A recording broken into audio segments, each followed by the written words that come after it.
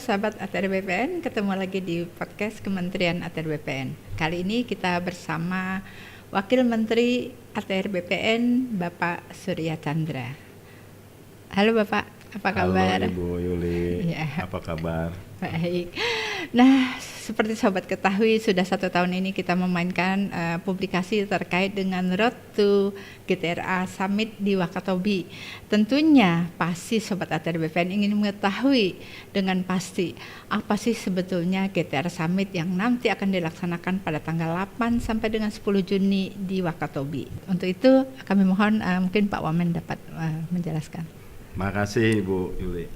Jadi cerita awalnya itu dari Rakor GTRA sebetulnya, Rakor Wilayah Sulawesi Tenggara. Hadir seluruh teman-teman kita dari Kementerian ATR BPN, lalu juga pemerintah provinsi dan beberapa kabupaten. Nah, di dalam diskusi itu yang kita sebut Rakor terintegrasi, karena memang Sultra ini, Sulawesi Tenggara ini unik ya. Provinsinya tidak besar, tapi pulaunya ada 450 lebih. Dan masing-masing pulau itu dikaruniai Tuhan sumber daya alam. Yang luar biasa tentunya sebagian Pak ya? Kawasan hutan, sebagian masyarakat, banyakkan air. Jadi dia salah satu provinsi kepulauan gitu. Nah, yang unik di Konawe Utara di dalam cerita di waktu di Rakor itu cerita ada loh Pak di sini izin usaha pertambangan yang total luasnya itu melebihi luas kabupaten kami katanya. Jadi sambil bercanda orang BPN bilang nggak ada kerjaan lagi kita Pak, udah kekunci katanya gitu. Nah, terus kemudian kita gali dan dalam Rakor itu kita undang juga teman dari ESDM, kita undang eselon 1, hadir eselon 3.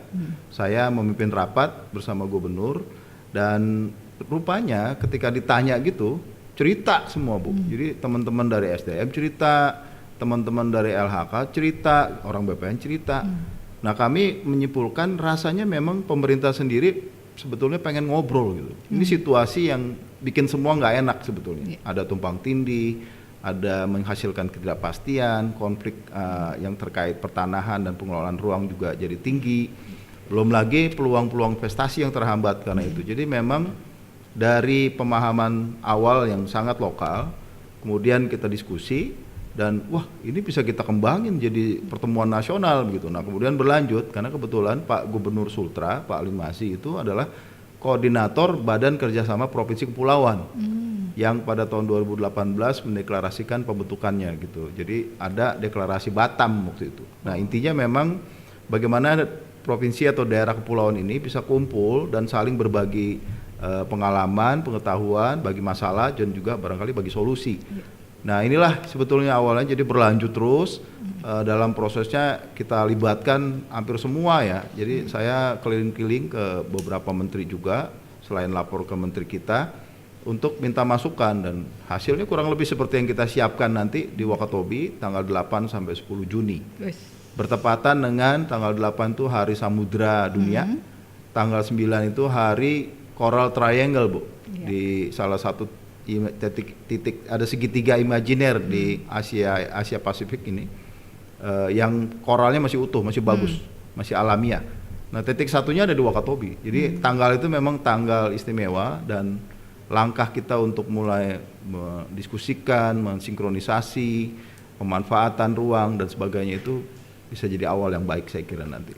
Ternyata ngobrol itu penting ya Pak. Jadi ini ngobrol yang membuahkan sebuah hasil yang besar. Tentunya keren nanti kita tunggu aja ya Sobat ATR BPN. Nah, di GTR Summit ini kan mengambil tema ya. Kalau saya baca itu yang sudah dipublish itu pemulihan ekonomi yang inklusif dan berwawasan lingkungan melalui reforma agraria. Nah, harmonisasi tata ruang, pemberdayaan masyarakat pesisir dan kepulauan, lebih khususnya penataan pertanahan di ruang wilayah pesisir pulau-pulau kecil ya Pak. Ya. Mungkin bisa disampaikan Pak kira-kira tema-tema apa saja yang nanti akan dibahas di Wakatobi ini? Ada 3 tema besar yang kita bahas dan itu sudah dibahas sebetulnya karena ada serial diskusi, webinar, FGD yang namanya Road to Wakatobi hashtagnya. Dan barangkali Sobat ATR BPN sudah pernah lihat salah satunya, itu kita dokumentasikan, dikumpulkan dalam website namanya gtrasummit.id. Bisa diperiksa ya, gtrasummit.id. Sudah 21 dilakukan, minggu ini ada lagi 22 dan nggak tahu sampai berapa sampai nanti Juni. Nah, yang pertama itu sinkronisasi tata ruang, izin, kawasan hutan dan hak atas tanah. Kita tahu memang ada kawasan hutan, statusnya kawasan, tapi pemukiman masyarakat sudah banyak di situ. Ada yang kawasan hutan kan kadang-kadang berubah-berubah, kadang geser-geser. Udah gitu skalanya beda dengan kerjaan BPN. Kalau BPN 1:5.000, dia 1:200.000 gitu. Jadi skalanya kecil, sementara BPN sangat besar. Nah, jadi tumpang tindih itu niscaya terjadi. Lalu juga ada izin usaha pertambangan. Kalau dalam kasus Sultra banyak izin tambang begitu ya. Itu menimpa hak atas tanah dari masyarakat yang sudah existing. Dan ini karena ditiban izin tidak bisa ada pemeliharaan. Ini kita pingin selesaikan, dan itu juga yang Presiden sebetulnya mengarahkan ya. Evaluasi perizinan yang dipakai, atau yang tidak dipakai itu bisa diperiksa gitu. Lalu juga dipastikan memang ada pemanfaatan. Kenapa? Karena ruang sangat terbatas gitu. Jadi kesadaran yang ada adalah ruang sangat terbatas, karena itu butuh ditata, dikelola secara seefektif dan seefisien mungkin dengan prinsip-prinsip keadilan. Itu yang pertama.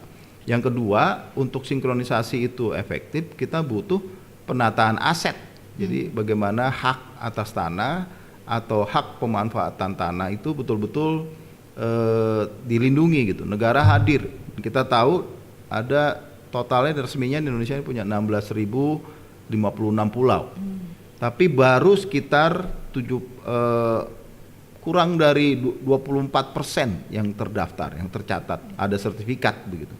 Sisanya itu 76% itu belum ada sertifikat. Jadi sangat besar peluangnya. Di sisi lain, di situ juga ada pulau kecil terluar, pulau kecil yang di batas negara 111 pulau, ada yang di dalamnya kecil-kecil gitu. Dan ini ada masyarakat tradisional yang menetap tinggal di situ, ada yang cuman transit, ada yang potensi alamnya bagus tapi belum bisa kita manfaatkan karena memang secara aset belum clear gitu, belum jelas gitu. Siapa yang berhak, siapa yang mengelola, bagaimana menjaga kepastian hukum, juga kelestarian lingkungan seperti itu. Dan ini kita perlu diskusikan. Yang ketiga soal penataan aset, Bu. Jadi setelah asetnya dapat, aksesnya bagaimana ini supaya bisa memberikan nilai tambah. Kalau memang butuh sertifikat ini dapat nilai tambah nggak? Bagaimana peluang akses untuk permodalan dan seterusnya. Ini tidak bisa dikerjakan oleh Kementerian ATR BPN sendiri, karena reforma agraria itu kan makanya ketuanya Menko Perekonomian, bukan ketua gugus tugasnya adalah Menteri ATR.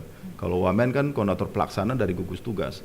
Nah, kami melihat, wah kayaknya kita perlu deh ngobrol lagi, merevitalisasi lagi mimpi besar yang namanya reforma agraria menjadi mimpi Presiden sejak Nawacita dan dilanjutkan dengan RPJMN 2014, 2015 sampai sekarang lanjut lagi di periode kedua. Ini apa ya milestone yang kita bisa peroleh. Nah, kebetulan momentum nanti kita cari satu angle yang agak unik, yaitu pesisir dan kepulauan. Itu yang seringkali kelupaan atau juga sering banyak konflik karena tekanannya tinggi di situ. Lingkungannya sangat sensitif gitu ya. Terus juga peluangnya sangat besar. Kita baru manfaatkannya relatif masih sangat kecil. PDB dari pesisir itu baru 20%, Bu, dari produk domestik bruto Indonesia ini, negara yang katanya negara kepulauan, baru 20% sumbangannya. Pesisir dan kepulauan dan laut itu. Jadi sangat besar peluang, tapi juga tantangan besar. Nah, mudah-mudahan sekali lagi summit nanti atau pertemuan puncak ini akan menjadi awal baru ya, milestone baru untuk kita ketemu masalahnya di mana, siapa, kapan, bagaimana kita mengeksekusinya, terus apa yang perlu dilakukan selanjutnya dan seterusnya. Nah, terkait dengan itu Pak, mungkin target yang ingin dicapai di Wakatobi ini nanti pada saat GTR Summit itu apa Pak? Target yang ingin dicapai? Yang pertama ya memang ngobrol dulu sih ya, antar sektor ini ketemu, diskusi dalam forum yang kita susun bersama. Jadi mulai dari judul, tema, ini udah partisipatif, Bu. Jadi judul misalnya kan judul resminya itu menunjuk puncak presidensi G20 ya. Betul. Dengan turunan pemulihan ekonomi inklusif, perluasan lingkungan melalui reforma agraria, harmonisasi tata ruang dan pemberdayaan masyarakat pesisir. Isu G20 ini yang ngusulin Pak Sandiaga Uno. Waktu kami audiensi dengan beliau, wah ini cocok nih, karena Presiden selalu nanya sama saya katanya, apa yang konkretnya kalau G20 ya, apa yang tangible, yang nyata. Dan kebetulan Gubernur Sultra cukup komunikasinya baik dengan Presiden. Beliau juga bilang kalau Presiden tuh pengen banget ke Wakatobi, udah dari periode pertama, tapi belum sempat kesampaian. Coba bikin acara, kata Pak Gubernur. Ya ini acaranya Pak, sekarang kita bikin. Jadi sepertinya memang pucuk dicinta ulam tiba ya. Jadi momentum G20 ini kan Presiden ingin ada pemulihan ekonomi, recover together dan stronger begitu ya. Ini konkretnya apa sih kalau buat rakyat kita? Nah, di sini nanti akan ada penyerahan sertifikat hak guna bangunan buat masyarakat suku Bajau. Kita tahu suku Bajau itu sebagian memang ada yang nomad, jadi sea nomads ya. Dia nomadik di laut, jadi nggak punya tempat menetap. Sebagian menetap dengan tiang pancang. Nah, tiang pancang nempel ke bumi ini mestinya bisa ada pengakuan hak atas tanah di situ. Masalahnya adalah ini ada di laut, tanah pancangnya nempel ke bumi, itu kewenangan BPN. Tapi lautnya ini ruang laut kewenangan Kementerian Kelautan dan Perikanan. Nah, ini gimana kita sinkronisasi dari hal sepele itu barangkali ya. Nanti kita mulai, oh ternyata bisa ada ruang untuk usaha, bagaimana memastikan investor kalau dia mau invest di situ. Ini butuh pendekatan yang ya lumayan rumit ya, karena masing-masing udah biasa bekerja dengan sektor masing-masing. Padahal masyarakat seperti Bajau ini banyak Bu di tanah air kita. Ada di Jayapura tuh namanya suku Enggros, itu memang tinggal di laut, asli di laut, dia tiang pancang juga. Ada yang tinggal di Danau Sentani, jadi Danau Sentani sudah terbagi-bagi tuh wilayah adatnya begitu. Nah kita nggak mampu masuk, negara seperti tidak hadir atau lalai begitu. Padahal mereka butuh akses, karena saya lihat karena kebutuhan akses di teman-teman masyarakat Bajau di Kampung Mola misalnya yang kami lihat di Wakatobi, itu dia uruk Bu. Tanah apa yang tadinya di laut dia bikin reklamasi secara amatiran gitu. Yang punya duit reklamasi, yang nggak punya duit nggak reklamasi. Jadi yang terjadi Kampung Mola itu ada yang daratan, ada yang bolong-bolong. Yang bolong ini jadi tempat sampah di sana. Padahal saya tanya sama mereka, sebenarnya apa sih yang dibutuhkan? Sebetulnya akses permodalan Bu. Jadi dia bikin sertifikat, karena BPN mewajibkan harus tanah dulu, dia reklamasi secara asal tidak mengikuti ketentuan lingkungan begitu, asal dapat sertifikat. Dan akhirnya yang terjadi sekarang banyak yang disita sama bank. Bank juga kesulitan karena ini kredit macet kan. Nah, ini hal-hal begini saya kira penting kita diskusikan.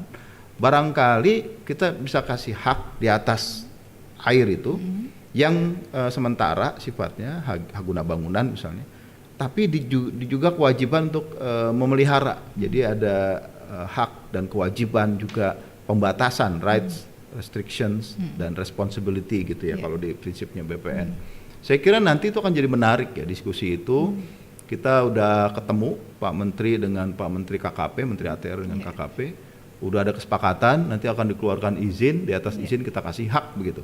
Nah ini yang mudah-mudahan bisa diserahkan oleh Presiden langsung.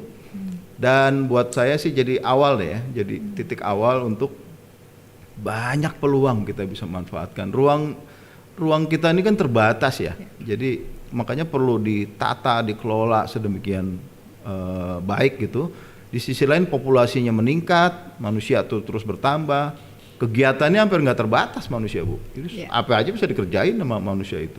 Di sisi lain kita jangan lupa yang tinggal di ruang kita kan nggak cuma manusia, ada binatang, ada pohon yang kita butuhkan juga. Nah hal-hal ini perlu untuk dipahami, perlu kita sepakati, dan karena itu bisa jadi ada bagaimana memanfaatkannya secara optimal ya, semaksimal mungkin, dan rakyat juga ikut menikmati, tidak cuma sebagian yang punya modal begitu. Kalau suku Bajau itu memang nggak bisa hidup di darat katanya Pak. Kalau di darat masuk angin, sakit-sakit gitu. Jadi dia harus di atas air. Tetapi luar biasa pemerintah sudah ada. Jadi negara hadir seperti Bapak itu sampaikan memang sangat dibutuhkan sekali, karena tanpa keberadaan negara semua hal itu tidak dapat kita capai. Nah untuk itu Pak, apakah nanti setelah GTR Summit tadi sudah sampai apa yang ingin dicapai, kira-kira apa sampai di sini aja Pak ini? Memang tantangan mengerjakan program strategis nasional reforma agraria ini timeless Bu.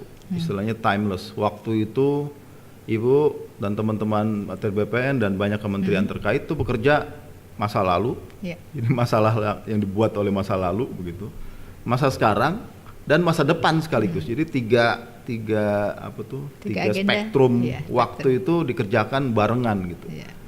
Karena itu tidak mudah. Karena itu kita perlu berbagi tugas supaya ketika nanti presiden ganti, menteri ganti, wamen ganti, siapapun yang ganti di sini itu masih terus berlanjut begitu ya. Dan barangkali nanti di summit saya membayangkan memang selain membahas masalah, kita belanja masalah, kita juga bisa mendiskusikan risikonya apa sih?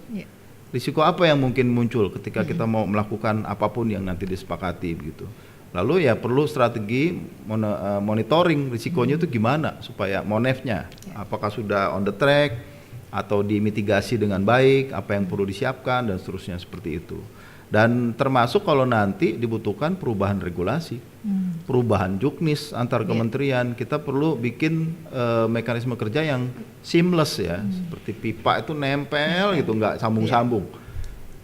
Dan ini bukan untuk mengambil kewenangan, KKP tetap dengan kewenangannya, ATR BPN tetap dengan kewenangannya, Kementerian SDM tetap dengan kewenangannya, KLHK tetap. Tapi kita punya bisnis proses yang saling terkoneksi gitu, yang seamless, yang nempel terus dan rapi. Karena pertaruhannya terlalu besar ya.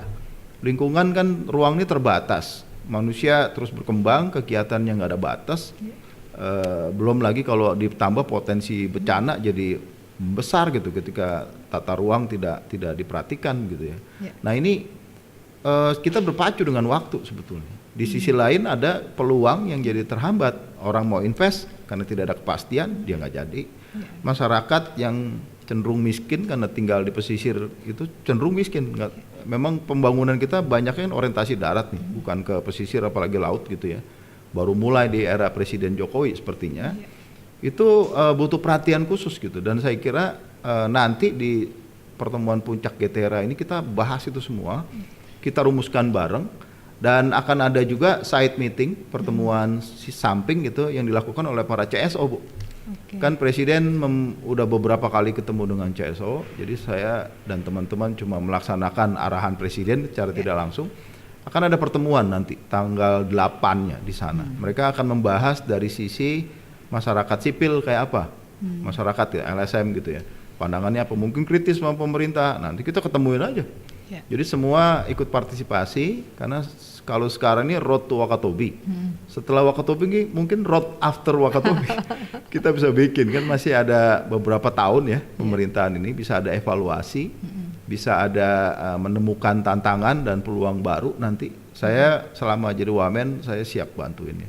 Artinya memang ini kerjaan yang berkesinambungan, estafet gitu. Artinya tidak bisa diselesaikan oleh satu menteri berikutnya, presiden berikutnya dan seterusnya begitu. Terima kasih Pak Wamen, tentunya karena kita dibatasi oleh waktu, kita akan kembali Pak, karena kami sangat tertarik itu nanti nextnya gimana tuh road after Wakatobi. Kita tunggu nanti juga hasil-hasilnya.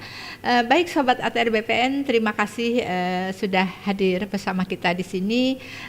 Wawancara yang sangat menarik bersama Wamen kita, Bapak Surya Chandra, dengan waktunya yang begitu padat. Jadi kita sangat beruntung beliau berada di tengah kita. Selamat siang, sampai jumpa next lain waktu. Terima kasih. Ya.